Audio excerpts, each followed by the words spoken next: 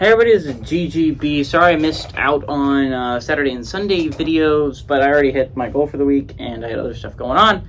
But we're back at it for Monday edition college basketball today. Unfortunately, we had our 13 straight days of a upset that qualifies for college basketball upset today. That didn't happen on Sunday. We did not get a single upset. UNC didn't beat NC State, Ohio State didn't beat Purdue, and Memphis didn't beat Houston. It seemed like a long shot that any of those were going to hit, but since we had a 13-day streak going, I thought maybe one would. We didn't end up having any of them hit, but so we're not going to go over what happened yesterday or whatever with any of that stuff. What we are going to do, though, is we're going to go over the one top 25 game we have today, which is 9 o'clock. We have number 3 Kansas, who's 22-5, traveling to number 24 TCU, who's 18-9. TCU's favored by 2 on ESPN. How this shakes out in the Big 12. Basically, you have two teams tied atop the Big 12, right? Kansas, who's doing really great. They look like one of the best teams in the nation. They're ranked number 3 for a reason. And then you got Texas, who has been struggling as of late, but is still a very good basketball team, right? So they're both 10-4 in Big 12 play. Right now, Kansas is the hottest team in the Big 12, so watch out for the Jayhawks. But I mean, like right now, they're tied with with Texas, right? So Texas and them are neck and neck. They're only one game overall different, even though Texas has been struggling as of late.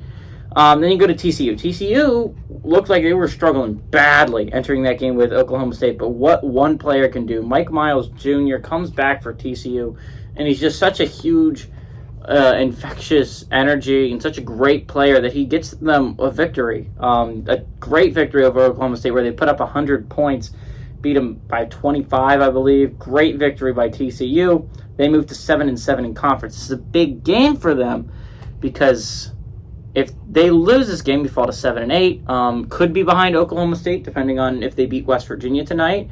But if TCU...